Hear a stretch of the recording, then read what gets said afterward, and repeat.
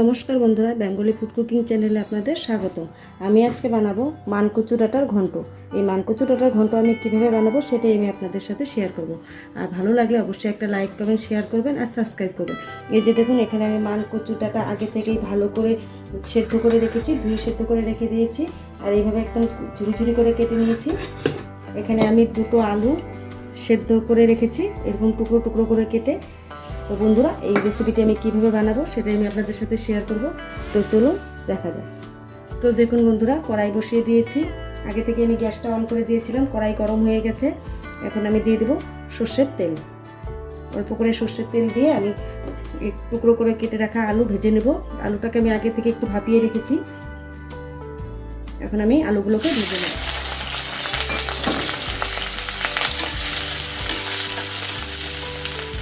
আলুগুলোকে আমি একটু লাল লাল করে ভেজে নেবো, তাহলে মান কচু ডাঁটার ঘন্টটা খেতে ভালো লাগবে। তো দেখুন বন্ধুরা, আলু ভাজা হয়ে গেছে। এখন আমি একটা পাত্রে নামিয়ে নিচ্ছি। আলুগুলো ভেজে নিয়েছি, কারণ কাঁচা আলুর একটা গন্ধ থাকে, সে ভেজে নিলে সেই গন্ধটা থাকে না, খেতেও ভালো লাগে। বন্ধুরা, আলুগুলো একটা আমি বাটিতে নামিয়ে নিলাম। এখন আমি ফোড়নের জন্য দিয়ে দিচ্ছি সামান্য পরিমাণ সর্ষের তেল। এখানে আপনারা সাদা তেলও ব্যবহার করতে পারেন। ফোড়নের জন্য দিয়ে দিচ্ছি একটা তেজপাতা। তেজপাতাটা আমি ছিঁড়ে দিয়েছি। দিয়ে দিচ্ছি 3টে কাঁচা লঙ্কা। ঝালটা আপনারা যে যেরকম খান সেই পরিমাণ অনুযায়ী দিয়ে দেবেন।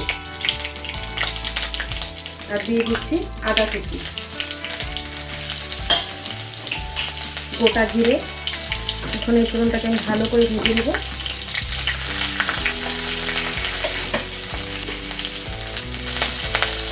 তো দেখুন বন্ধুরা, ফোড়ন ভাজা হয়ে গেছে। এখন আমি সেদ্ধ করে রাখা মান কচু ডাঁটা দিয়ে দিচ্ছি। সেদ্ধ করে আগে থেকে ভালো করে জল ঝরিয়ে রেখেছি। এখানে কিন্তু একদম গ্যাসের হিটে আমি লো হিটে রেখেছি। দিয়ে দেবো লবণ, পরিমাণ মতো লবণ। দিয়ে দিচ্ছি হাফ চামচ হলুদ গুঁড়ো। আর দিয়ে দেবো হাফ চামচ জিরে গুঁড়ো। এখন আমি মশলার সাথে মান কচু ঘন্টটাকে ভালো করে মিশিয়ে দিচ্ছি।